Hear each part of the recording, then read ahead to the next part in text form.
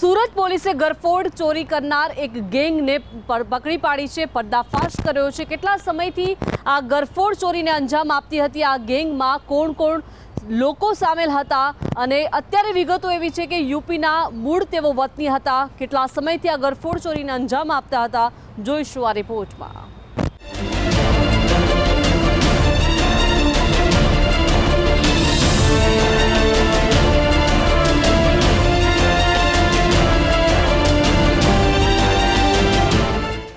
Diamond અને textile નગરી સુરતમાં રોજીરોટી અર્થે પરપ્રાંતીય યુવકો અને પરિવારો મોટી સંખ્યામાં વસવાટ કરે છે।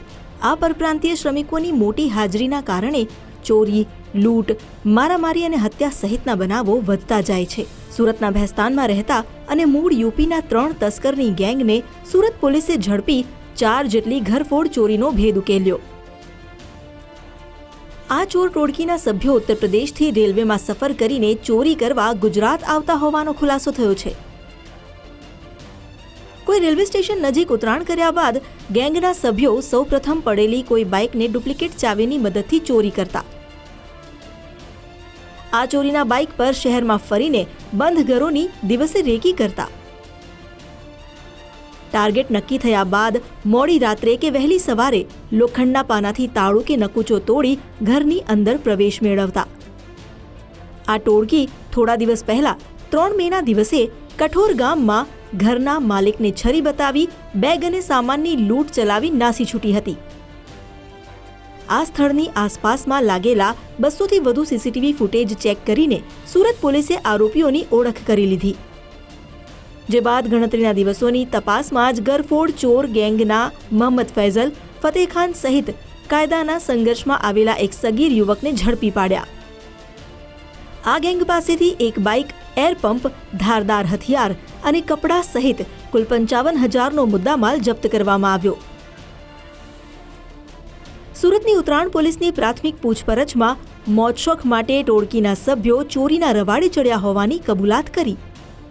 આ તસ્કર ગેંગે સુરત શહેરમાં 2 ગુના, સુરત ગ્રામ્ય અને નવસારીના જલાલપોરમાં 1 મળીને અત્યાર સુધીમાં 4 જેટલી ઘરફોડ ચોરી કર્યાનું કબૂલ કર્યું છે।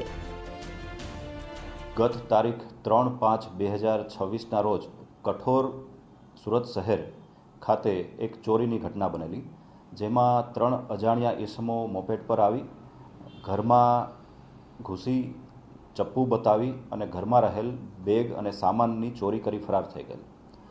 આ ઘટનાની જાણ થતાં ઉત્તરાયણ પોલીસ સ્ટેશન ખાતે ગુનો રજીસ્ટર કરવામાં આવેલ અને સુરત શહેરના માનનીય પોલીસ કમિશનર શ્રી અનુપમસિંહ ગેહલોત સરની સૂચના અન્વયે કોઈપણ ઘટના બને તો તેને ડિટેક્ટ કરવા માટે તમામ પ્રયત્ન કરવા માટે સુરત શહેર પોલીસ એક્ટિવ થયેલ। ઉત્તરાયણ પોલીસની અલગ અલગ ટીમો આ ગુનાને શોધવા માટે કાર્યરત થયેલ, જેમાં સીસીટીવી ફૂટેજ ચેક કરવા તથા ટેકનિકલ ઇન્ટેલિજન્સ અને હ્યુમન ઇન્ટેલિજન્સના આધારે આ ગુનામાં સંકળાયેલા 3 આરોપીની ઓળખ કરવામાં આવેલી અને ગણતરીના દિવસોમાં જ 3 આરોપીની ધરપકડ કરવામાં આવેલ છે। સુરતની ઉત્તરાયણ પોલીસે ઝડપેલા 2 ઈસમ અને 1 કિશોર ગરફોડ ચોરી અને લૂંટ આચરવાની પ્રવૃત્તિમાં સામેલ હોવાનું તપાસમાં સામે આવ્યું છે। આ આરોપીઓની ગેંગમાં વધુ કોઈ સભ્યોની સંડોવણી હોવાની શક્યતા નકારી શકાય તેમ નથી। આ ટોળકી ચોરીનો સામાન સુરતમાં જ કોઈને વેચતી હતી કે પછી ઉત્તર પ્રદેશ જઈને કોઈને વેચી મારતી, તે મુદ્દે પોલીસની આગામી પૂછપરછ દરમિયાન વધુ ખુલાસા થઈ શકે છે। પકડાયેલ આરોપી મૂળ યુપીના વતની છે અને હાલમાં ભેસ્તાન સુરત ખાતે રહે છે। જે પૈકી આરોપીઓની જે ધરપકડ થયેલ છે મોહમ્મદ ફૈઝલ તથા ફતેહ ખાન ઈસર ખાન, બંને આશરે 20 વર્ષની ઉંમરના છે અને અન્ય ત્રીજો જે આરોપી છે તે કાયદાના સંઘર્ષમાં આવેલ કિશોર છે।